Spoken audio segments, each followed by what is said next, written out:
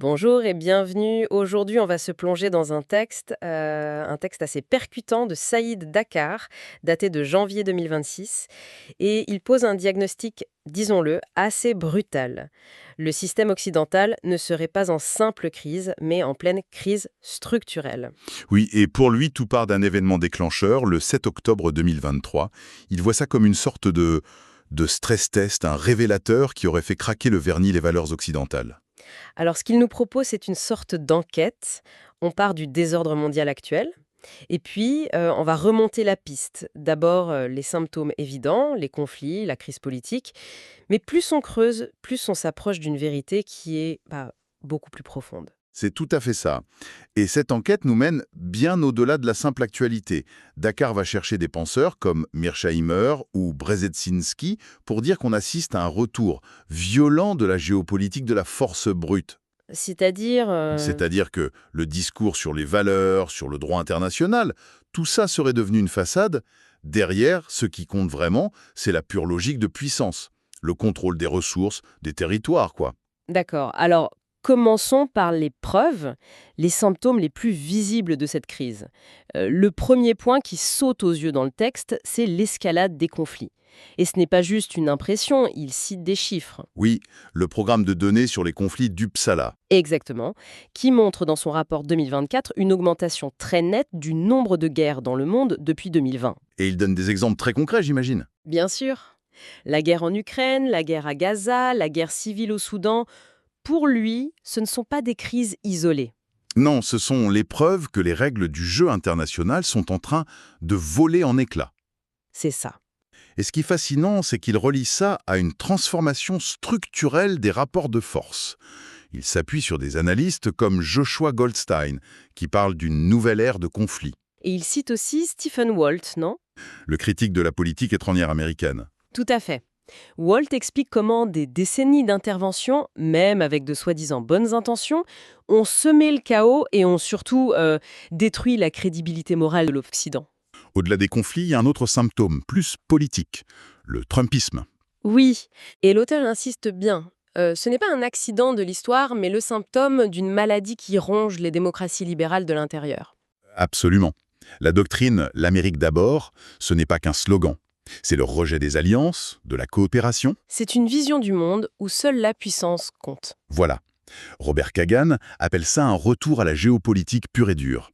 Et pour analyser la méthode, Dakar se tourne vers Jean-Werner Müller, qui définit ce populisme par une chose essentielle. Laquelle? Il ne voit pas ses opposants comme des adversaires, mais comme des ennemis à éliminer. Et ça, c'est la négation même du pluralisme.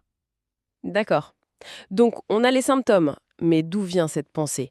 Comment cette logique du nous contre eux est devenue si puissante? C'est là que l'analyse bascule. Pour l'auteur, ce n'est pas juste une dérive, c'est un mouvement intellectuel et politique organisé.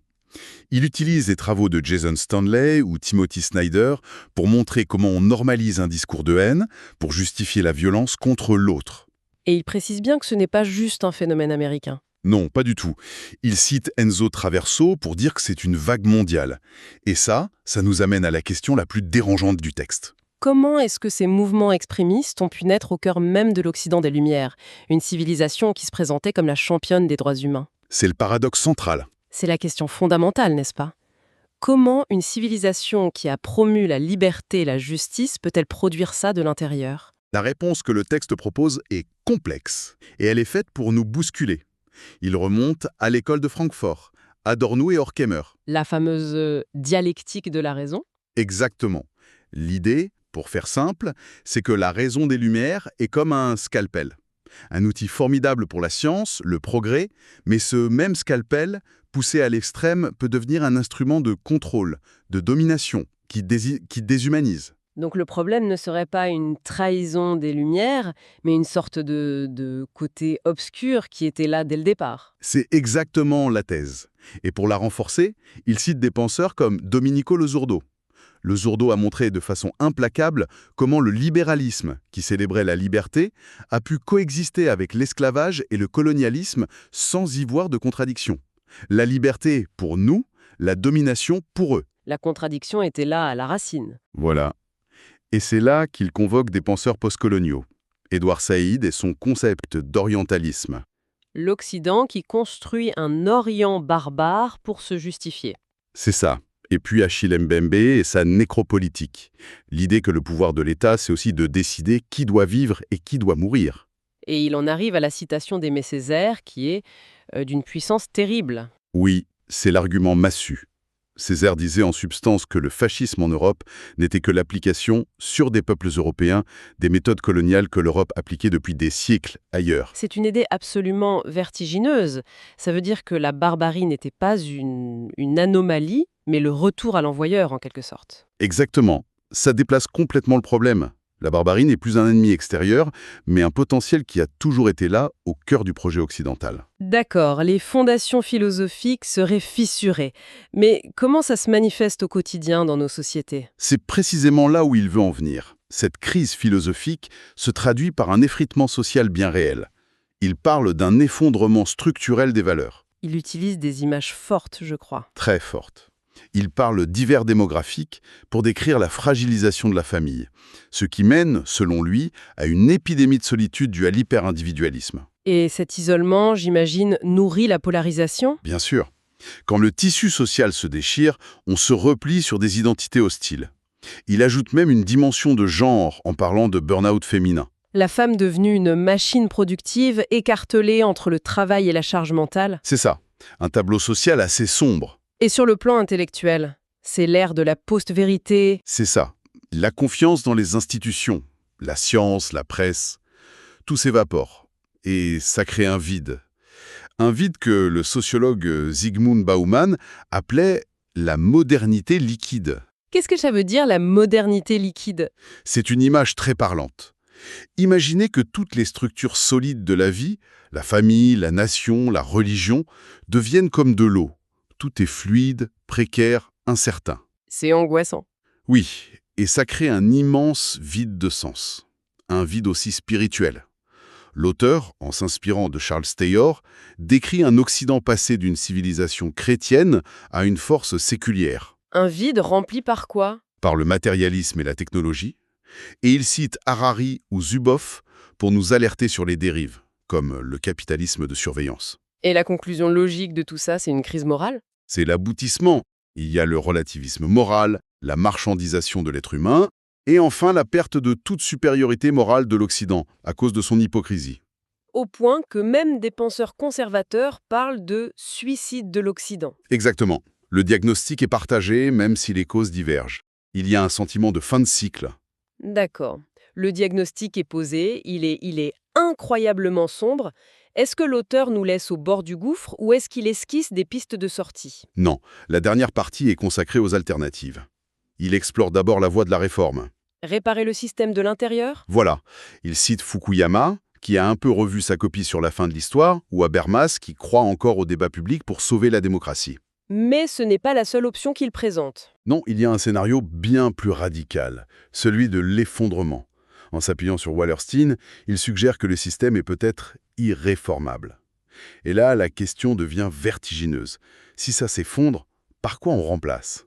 C'est là qu'il introduit le concept des épistémologies du Sud. Épistémologie du Sud, qu'est-ce que ça veut dire concrètement? En gros, c'est l'idée de décoloniser la connaissance. C'est de dire arrêtons de penser que la seule façon de concevoir le monde est celle pensée en Europe ou en Amérique du Nord. Il faut écouter d'autres voix, d'autres philosophies. Exactement. Construire un nouvel ordre mondial basé sur un vrai dialogue des cultures, sur un pied d'égalité. Donc après ce constat très dur, il y a une lueur d'espoir. Il esquisse un autre modèle.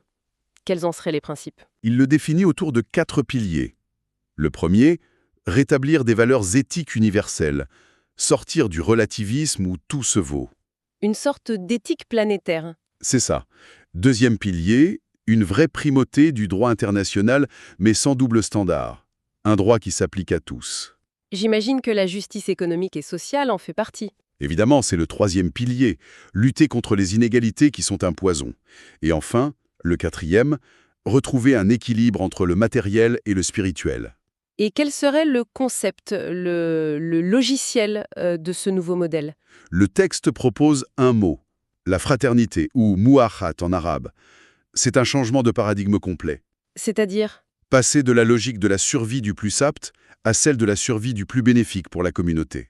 Ça se traduirait comment? Par une économie du partage, basée sur la coopération, et sur le plan politique, par une citoyenneté mondiale fondée sur des valeurs humaines communes au-delà des nationalismes. Pour résumer, l'analyse de Saïd Dakar nous a fait voyager. On est parti d'une série de crises qui semblent déconnectées pour découvrir quelles sont peut-être toutes les manifestations d'un épuisement bien plus profond. Celui d'un modèle de civilisation. Ce n'est pas une crise politique ou économique, c'est une crise de sens. C'est exactement ça. Et la conclusion du texte est puissante car elle déplace le débat. La vraie ligne de fracture, nous dit-il, n'est pas entre l'Orient et l'Occident. Mais entre deux modèles d'existence humaine. Tout à fait. D'un côté, un modèle fondé sur le matérialisme, la domination et un individualisme qui isole. Et de l'autre, un modèle à construire centré sur les valeurs, la justice et la solidarité.